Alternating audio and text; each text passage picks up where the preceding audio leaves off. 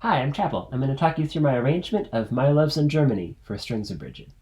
So, when I'm writing an arrangement for us, the first thing I do is get to know the song really, really well. So I listen to a lot of renditions by different artists.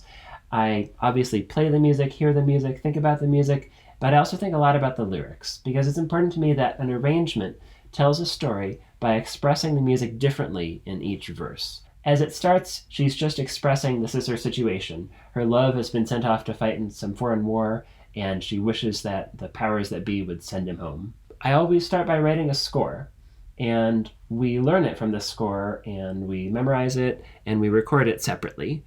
The end result of which is what you see here. This is the assembly where each instrument or voice has its own track, and so then we can adjust the volumes and the left to right panning so that we get the optimal sound for you. So the arrangement begins kind of sparse, things coming in one at a time. So we have a very simple guitar accompaniment, and then I wrote a cello melody. Let's hear that.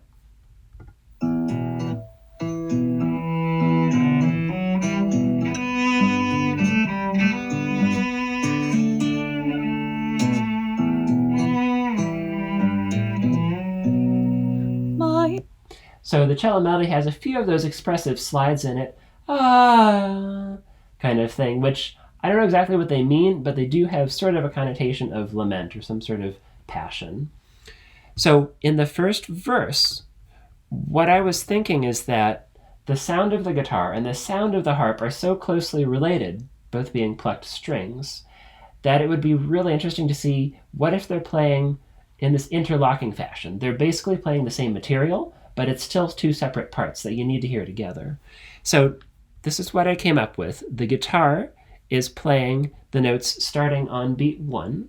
1, 2, 3, 4. 1,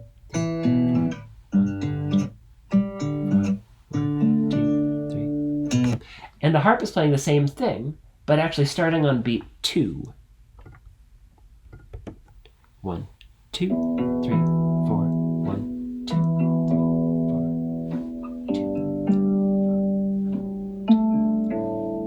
So they sound the same, isolated, right? But together, they are interlocking.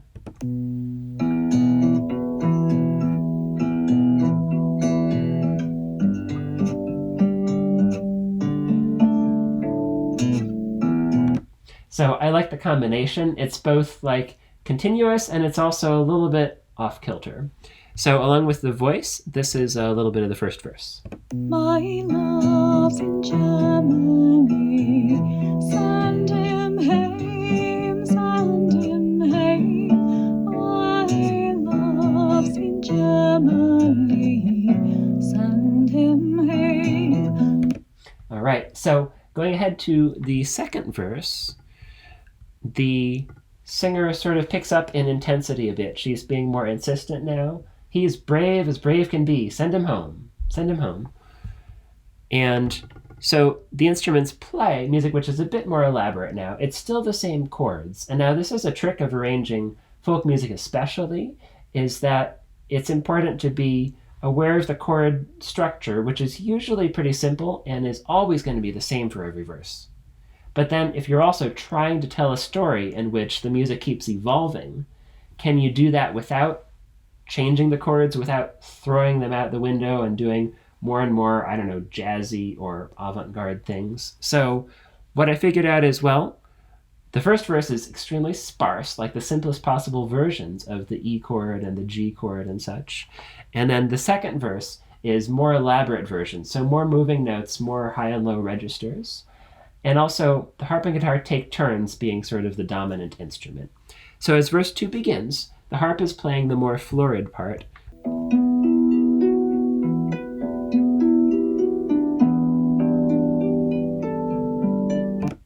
And the guitar is more of an accompanimental role. So it's chords, but still there's some motion. There's some character to it as well.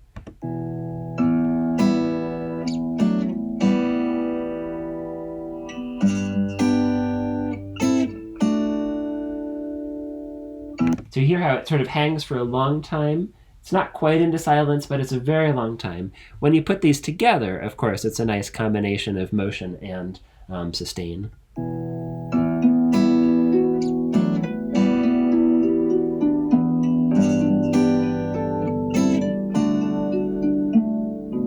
So then, what do we do after that? We flip-flop. So the guitar is going to have the more active line, and then the harp, a few chords that then get to hang in the air. So now here's the more active guitar bit.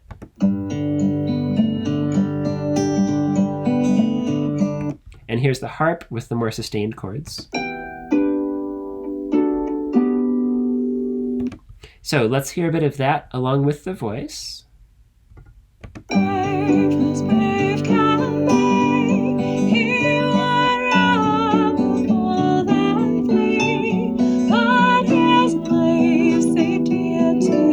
So, as if that weren't active enough, then we also wanted the cello to have a role throughout the song. So the cello is here playing some sort of counter melodies.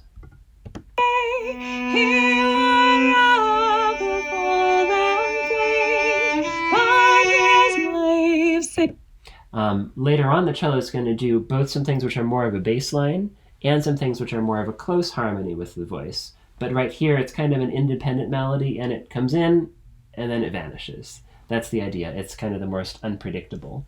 All right, then the third verse, now she's actually imagining the scene of battle. So the line is, our foes are 10-3. So she's envisioning the scene in which the Scottish forces are hopelessly outnumbered, and there's no point, so you really might as well just send him home, because he's not going to do any good. But he's a brave fighter, he's not going to desert, so he's still in there fighting, and she's really getting really mad about it. That's my feeling. She's really mad about the situation. So, how to do some sort of a more battle-type music, militaristic sound, but still without going overboard. I decided that the best thing to do was have the guitar play as though it were a snare drum. So have a listen to that.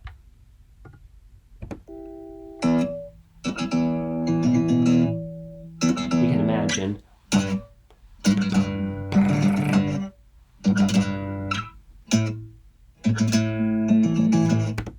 So I thought that was a great sound for the guitar. Also, just the little scratching on the string a little bit, that's part of it. It's really supposed to be in there. The harp, however, you can't repeat a note quite that fast and that aggressively in the harp. It just doesn't work. So what I came up with instead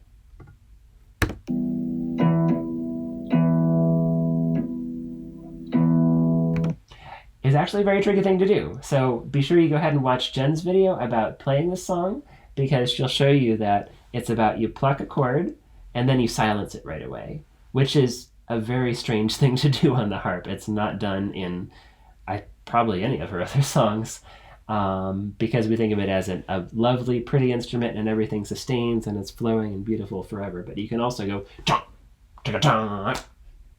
So that's the idea here. Okay, and these two instruments together.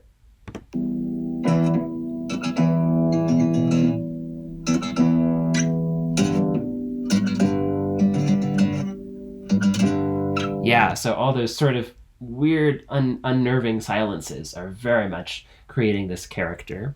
So here in the middle of the third verse, I wanted the cello to be a much more close harmony line to the voice. So we start with the cello kind of in its low range. Now I've taken away the guitar and harp. Let's just hear the voice and cello in their duet. Our foes are 10-3, send him hate. So far, the cello's been underneath the voice, but now the cello's going to climb up into the higher register for this next bit. Our foes are 10-3, he would rather fall. Yeah, so it goes by quickly, but it adds a nice intensity, that rather high cello bit. There's one more of these. But his life say dear to me, send. In which the cello is sinking back lower to the sort of normal lower register. Oh, his And then down a little life further. say dear to me, send him hate.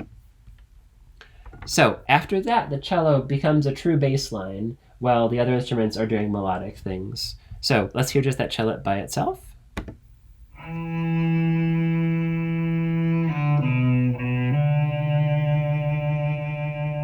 And then all the way down.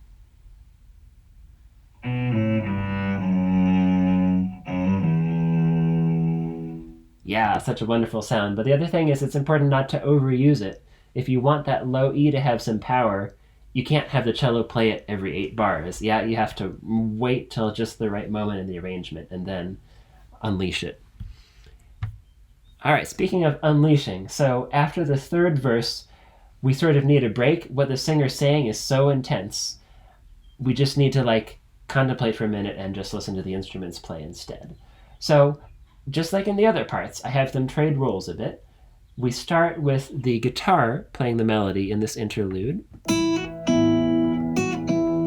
You can hear this sound. At this point, the harp is playing this sort of free counter melody with a lot of quick notes called grace notes. And now the harp, at this point, takes the melody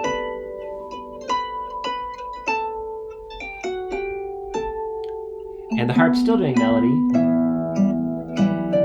The guitar is doing something else. The cello is doing yet another separate melody until, wait, right here? That's the one moment where they all play the same thing. Right? So that I waited until we've gone all the way through the interlude, and then boom, just right there. They're all actually joined just for an instant, and then they scatter their separate ways. At that point in the song, what we need is for the mood to change drastically, because remember when we last left the singer, she was imagining the battle scene, and now in the fourth verse, it's over, and somehow she's received word that her lover has been killed in battle, and so she's saying, Willie's slain. And she's absolutely in the depths of despair, and she says, this life's nae more for me. So what feeling does the music need to evoke? Really, loneliness, perhaps a sense of giving up. And so we did that by slowing the tempo down a little bit and then taking away the guitar, taking away the cello. So it becomes intimate and lonely, just the singer and the harp.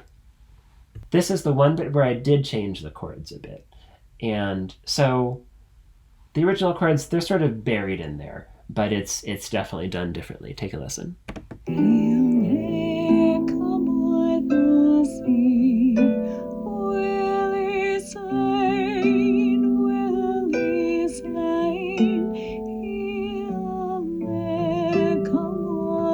Okay, such sorrow in those chords. Yeah, in the harp, just boom, boom, boom. Those of you who've listened to our track False False will recognize it's actually a very similar mood. Yeah, it's not quoting from it exactly, but very similar mood to the opening of False False with the harp part. Now, the cello does come in just for a moment in verse 4 and is playing its absolute lowest notes, the low open C string, and then just a step above that. So let's check that out. You can barely tell it's there.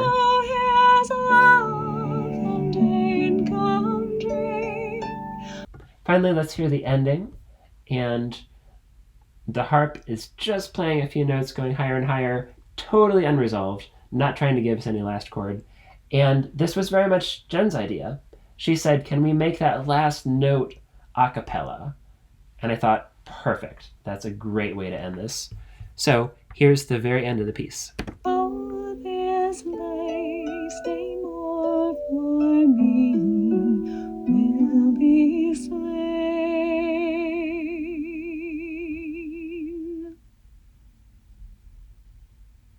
Oh, just heartbreaking. Yeah, I love the way she sings it, and I love the way she plays it. I really love everything about how this turned out. So it was so much a labor of love to write it, for all of us to take our time recording it, to assemble it just right. So we're so proud of this track. We hope that you enjoy it a lot.